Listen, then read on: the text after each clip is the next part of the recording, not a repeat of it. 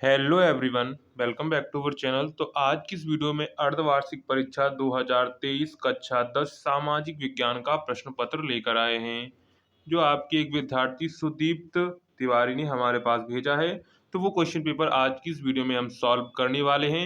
ये question paper आपके half yearly exam और एनुअल एग्जाम सभी के लिए इंपॉर्टेंट हैं। तो एक एक क्वेश्चन को आप अच्छे से देखिएगा, क्योंकि आपके 20 ऑब्जेक्टिव क्वेश्चन इसमें पूछे जाते हैं, जो आपके एनुअल और हाफ ईयरली दोनों एग्जाम के लिए इंपॉर्टेंट है। तो एक एक क्वेश्चन आप लोग अच्छे से देखिएगा और इन क्वेश्चन को अच्छे से तैयार करिएगा, जो आपके बोर्ड एग्जाम हाफ ईयरली दोनों के लिए इंपॉर्टेंट है। तो चलिए आज की क्लास शुरू करते हैं। अगर आपने अभी तक चैनल को सब्सक्राइब नहीं किया तो चैनल को सब्सक्राइब कर लेंगे, और वीडियो पसंद आए तो वीडियो को लाइक करिएगा, दोस्तों में शेयर करिएगा। तो सबसे पहले हमारे आते हैं ऑब्जेक्टिव क्वेश्चंस। तो एक एक करके हम ऑब्जेक्टिव क्वेश्चंस को सॉल्व करते हैं। सबसे पहला है, फ्रांसीसी क्रांति के अग्रदूत किसे कहा जाता है? तो फ्रांसीसी क्रांति का अग्रदूत किसको कहा जाता है? रूसो को कहा जाता है। किसे कहा जाता है? रूसो को फ्रांसीसी क्रांति का अग्रदूत कहा जाता है। तो आंसर आपका बा वाला करेक्ट हो जाएगा। इसके बाद एक, गैरीबाल्डी कहाँ का निवासी था? तो गैरीबाल्डी वैसे तो यह फ्रांस का निवासी था, लेकिन यहाँ पर कोई भी आंसर आपको फ्रांस नहीं दिया गया है। तो एक बार इसको आप लोग चेक कर लेंगे। यहाँ पर फ्रांस है, वैसे यहाँ पर फ्रांस ऑप्शन में कहीं भी इन्होंने नहीं दिया है। पेपर में आएगा तो आपको फ्रांस दिया जाएगा। इसके बाद है, करो या मरो का नारा किसने दिया था? तो करो या मरो का नारा दिया था महात्मा गांधी ने दिया था। किसने दिया था? महात्मा गांधी ने करो या मरो का नारा दिया था। यहाँ करेक्ट आंसर आपका हो जाएगा दा वाला, महात्मा गांधी। इसके बाद संयुक्त राष्ट्र संघ की स्थापना कब हुई थी? तो संयुक्त राष्ट्र संघ की स्थापना कब हुई थी? ये हुई थी 24 अक्टूबर 1945 को हुई थी। कब हुई थी? 24 अक्टूबर 1945 को। तो यहाँ पर आंसर आपका करेक्ट हो जाएगा 1945। इसके बाद नेक्स्ट क्वेश्चन हमारा आता है, भारतीय राष्ट्रीय कांग्रेस की स्थापना कब हुई थी? तो भारतीय राष्ट्रीय कांग्रेस की स्थापना कब हुई थी? 1885 में हुई थी। कब हुई थी? 1885 में। तो ऑप्शन यहाँ पर आपका करेक्ट हो जाएगा आ वाला, 1885 में। इसके बाद नेक्स्ट क्वेश्चन है, भारत में सत्ता के वितरण के उद्देश्य से कितनी सूचियां बनाई गई थीं? तो भारत में सत्ता के वितरण के उद्देश्य से 3 सूचियां बनाई गई थीं। कितनी? 3 सूचियां बनाई गई थीं। इसके बाद है, नेक्स्ट क्वेश्चन है, मुद्रा एवं बैंकिंग किस सूची के विषय हैं? तो मुद्रा एवं बैंकिंग किस सूची के विषय हैं? तो ये संघ सूची के विषय हैं। किसके हैं? संघ सूची के विषय हैं। तो यहाँ आंसर आपका करेक्ट हो जाएगा संघ सूची। क्या हो जाएगा? संघ सूची आंसर आपका करेक्ट हो जाएगा आ वाला। इसके बाद क्वेश्चन नंबर 8 है, भारत में केंद्र शासित प्रदेशों, केंद्र शासित राज्यों की संख्या कितनी है? तो भारत में केंद्र शासित राज्यों की संख्या कितनी है?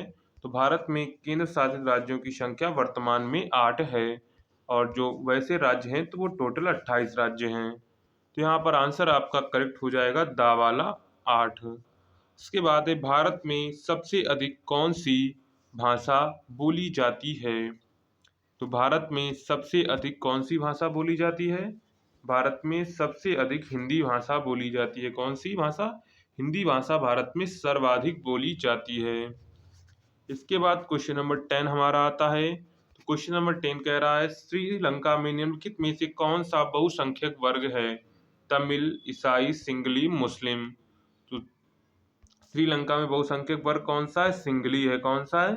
सिंगली बहुसंख्यक वर्ग है। तो यहाँ पर जो आंसर आपका करेक्ट हो जाएगा सिंगली, जो कितनी परसेंट है? 74% जो है श्रीलंका में सिंगली जाति के लोग रहते हैं, बहुसंख्यक वर्ग के लोग रहते हैं। तो यहाँ आंसर आपका करेक्ट हो जाएगा सिंगली। इसके बाद है, भूमि कैसा संसाधन है? तो भूमि कैसा संसाधन है? भूमि एक प्राकृतिक संसाधन है। कैसा है? भूमि एक प्राकृतिक संसाधन है। तो यहाँ पर आंसर आपका जो करेक्ट हो जाएगा ये आ वाला आपका करेक्ट हो जाएगा, प्राकृतिक। भूमि कैसा संसाधन है? भूमि एक प्राकृतिक संसाधन है। इसके बाद है, किस राज्य में सीढ़ीदार कृषि की जाती है? तो किस राज्य में सीढ़ीदार कृषि की जाती है? तो ये की जाती है उत्तराखंड में। कहाँ की जाती है? उत्तराखंड में सीढ़ीदार कृषि की जाती है। तो यहाँ आंसर आपका करेक्ट हो जाएगा उत्तराखंड। तो इसका सही आंसर हो जाएगा उत्तराखंड। क्या हो जाएगा? उत्तराखंड इसका राइट आंसर हो जाएगा। सीढ़ीदार कृषि कहाँ की जाती है? उत्तराखंड में की जाती है। इसके बाद है चिपको आंदोलन किससे संबंधित है? तो ये तो आपको पता होगा, चिपको आंदोलन किससे संबंधित था? चिपको आंदोलन था वनों से संबंधित। किससे संबंधित था? वन संरक्षण से संबंधित था, यानी पेड़ पौधों के संरक्षण से संबंधित था। तो यह आंसर आपका करेक्ट हो जाएगा, बा वाला वन संरक्षण। इसके बाद है टिहरी बांध परियोजना किस राज्य में स्थित है? तो टिहरी जो बांध परियोजना है वो किस राज्य में स्थित है? वो उत्तराखंड में स्थित है। किसमें स्थित है? उत्तराखंड में स्थित है। तो यहाँ पर आंसर आपका करेक्ट हो जाएगा, सा वाला यहाँ पर आपका करेक्ट हो जाएगा। इसके बाद नेक्स्ट क्वेश्चन आता है हमारा, संसार का सबसे कीमती संसाधन कौन सा है? तो संसार का सबसे कीमती संसाधन है वन है। क्या है? वन संसार का सबसे कीमती संसाधन है। अगर आपको मृदा दिया जाता है तो मृदा भी संसार का सबसे कीमती संसाधन है। तो इतना ध्यान रखेंगे, अगर वन दिया गया तो वन करेंगे, अगर मृदा दिया गया हो तो मृदा करेंगे। किस राज्य की प्रति व्यक्ति आय सर्वाधिक है? तो किस राज्य की प्रति व्यक्ति आय सर्वाधिक है? तो इस समय इसमें ऑप्शन आपको दिया गया हरियाणा। तो इसका आंसर आपका हरियाणा करेक्ट हो जाएगा। किस राज्य की प्रति व्यक्ति आय सर्वाधिक है? हरियाणा की है। इसके बाद में महात्मा गांधी राष्ट्रीय ग्रामीण रोजगार गारंटी योजना शुरू हुई। तो महात्मा गांधी राष्ट्रीय ग्रामीण रोजगार गारंटी योजना शुरू हुई थी, ये 2005 में शुरू हुई थी। कब हुई थी? 2005 में शुरू हुई थी। तो यहाँ पर सही आंसर आपका हो जाएगा 2005 में। कब? 2005 में शुरू हुई थी। विनिमय का सर्वोत्तम माध्यम है। विनिमय का मतलब है वस्तु की अदला बदली करना, यानी कि अगर हम कोई चीज, जैसे विनिमय मतलब कि चीज बदलने का, तो मुद्रा है। क्या है? मुद्रा विनिमय का सबसे अधिक माध्यम, सबसे अच्छा माध्यम है, क्योंकि मुद्रा देकर हम लोग वस्तुएं खरीद सकते हैं और मुद्रा लेकर हम लोग वस्तुएं दे भी सकते हैं। तो मुद्रा जो है वो विनिमय का सर्वोत्तम माध्यम है। इसके बाद ये निम्नलिखित में से कौन संचार सेवाओं का अंग है? तो कौन संचार सेवाओं का अंग है? समाचार, टेलीफोन, टेलीविजन। तो ये सभी आंसर आपका करेक्ट हो जाएगा। दा वाला जो है वो संचार सेवाओं का माध्यम है। तो समाचार पत्र, टेलीफोन, टेलीविजन, ये सभी आंसर आपका करेक्ट हो जाएगा, दा वाला। इसके बाद उद्योग को किस क्षेत्र के अंतर्गत शामिल किया गया है? तो उद्योग को द्वितीय क्षेत्र के अंतर्गत शामिल किया गया है। किसके अंतर्गत? द्वितीय क्षेत्र के अंतर्गत शामिल किया गया है। तो यहाँ आंसर आपका बा वाला करेक्ट हो जाएगा, द्वितीय। क्या? द्वितीय का आंसर आपका करेक्ट हो जाएगा। इसके बाद खंड बा आ जाता है। अब आपकी लघु उत्तरीय प्रश्न, यहाँ से वर्णनात्मक प्रश्न आ जाते हैं। इसमें पहला है, बिस्मार्क कौन था? उसे जर्मनी का एकीकरण किस प्रकार किया? अथवा में राष्ट्रीय पहचान के निर्माण में भाषा एवं लोक परंपराओं का क्या महत्व है? तो दोनों में से आपको ओनली एक क्वेश्चन करना है। इसके बाद दूसरा क्वेश्चन हमारा आ जाता है, गठबंधन सरकार से आप क्या समझते हैं? अथवा केंद्र और राज्यों के बीच शक्तियों के बंटवारे की 3 सूचियों का संक्षेप में वर्णन कीजिए। तो यहाँ पर आपको दोनों में से आपको कोई एक करना है। 4-4 नंबर की क्वेश्चन है। इसके बाद आता है आपका नेक्स्ट क्वेश्चन, भूमि किस प्रकार बहुत महत्वपूर्ण संसाधन है, स्पष्ट कीजिए। अथवा जैव और अजैव संसाधन में अंतर बताइए। तो यहाँ पर अगर आप अंतर लिखेंगे तो आपको मिनिमम 4 अंतर तो लिखने ही, इतना ध्यान रखेंगे। 4 नंबर का है तो मिनिमम आपको 4 अंतर लिखने हैं, मैक्सिमम आप 5 से ज्यादा नहीं लिखेंगे। इसके बाद है, एक विकसित देश की विशेषताएं बताइए अथवा संगठित और असंगठित क्षेत्र में अंतर लिखिए। तो एक विकसित देश की आप विशेषताएं जो आती हों, अगर आपको वो बता सकते हैं। संगठित असंगठित क्षेत्र में क्या अंतर है वो लिख सकते हैं। तो आपको 4 इसमें भी अंतर, कम से कम 4 अंतर आपको लिखने हैं। इसके बाद है नेक्स्ट क्वेश्चन है आपका वर्णनात्मक प्रश्न 2, जिसमें दीर्घ उत्तरीय प्रश्न आते हैं आपके 6-6 नंबर के। इसमें पहला है, गांधी जी द्वारा चलाए गए किन्हीं 3 आंदोलनों का आपको वर्णन करना है।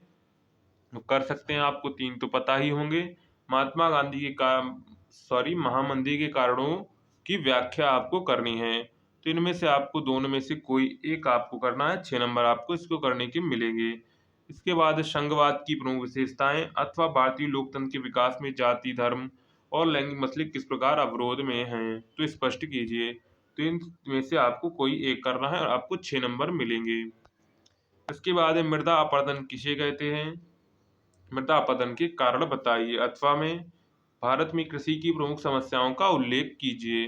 तो इन दोनों में से आपको कोई एक करना है, इसके भी आपको 6 नंबर मिलेंगे। इसके बाद लास्ट हमारा लॉन्ग क्वेश्चन बचता है, मानव विकास सूचकांक क्या है? मानव विकास मापने वाले प्रमुख अवयवों का वर्णन कीजिए अथवा भारत में वैश्वीकरण के प्रभावों का वर्णन कीजिए।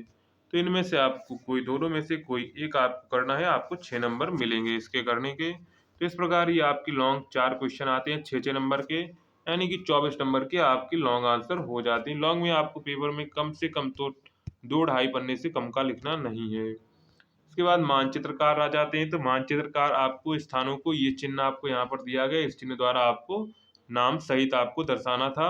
वह स्थान जहाँ 1927 में कांग्रेस का अधिवेशन हुआ था, तो ये था मद्रास में। कहाँ हुआ था? मद्रास से चेन्नई में हुआ था। वह स्थान जहाँ गांधी जी शहीद हुए थे, तो गांधी जी दिल्ली में शहीद हुए थे, तो आपको दिल्ली में ये निशान दर्शाना था। इसके बाद वह स्थान जहाँ सूर्य मंदिर स्थित है, तो ये कोणार्क में स्थित था, तो कोणार्क में आपको इसे दिखाना था। वह स्थान जहाँ दांडी मार्च शुरू हुआ था, तो ये साबरमती आश्रम से हुआ था गुजरात में, तो वहां पर आपको इसको दिखाना था। इसके बाद वह नगर जहाँ उत्तर प्रदेश का उच्च न्यायालय स्थित है, तो उच्च न्यायालय कहाँ स्थित है? इलाहाबाद में स्थित है, तो इलाहाबाद में आपको दिखाना था। ये एक एक नंबर के आपकी क्वेश्चन। इसी प्रकार खा में आपको टोटल 10 नंबर के आपके पूछे जाते हैं मानचित्र से। 5 नंबर के आपको वो हो गए ऊपर वाले। इसमें इसके बाद है महानदी, आपको इस चिन्ह द्वारा दर्शानी थी। हीराकुंड बांध इस चिन्ह द्वारा, काली मिट्टी इस चिन्ह द्वारा, पर्वतीय एक बंदरगाह आपको पूर्वी तट पर दिखाना था। दिल्ली की कोलकाता रेल मार्ग को आपको इस तरह दिखाना था, तो चिन्ह द्वारा दिखाना था। तो यहाँ पर आपको ये पांचों करने हैं, तो ये पांचों आपको एक एक नंबर में आपको दिए गए हैं। तो इस प्रकार आप क्लास 10 का हाफ ईयरली का मॉडल पेपर हो जाता है। तो चलिए, अगर आपको ये मॉडल पेपर पसंद आया हो तो दोस्तों में शेयर करिएगा, आपके लिए इम्पोर्टेंट रहा हो तो वीडियो को लाइक करिएगा, दोस्तों में शेयर करिएगा, सब्सक्राइब करिएगा। मिलते हैं नेक्स्ट वीडियो में।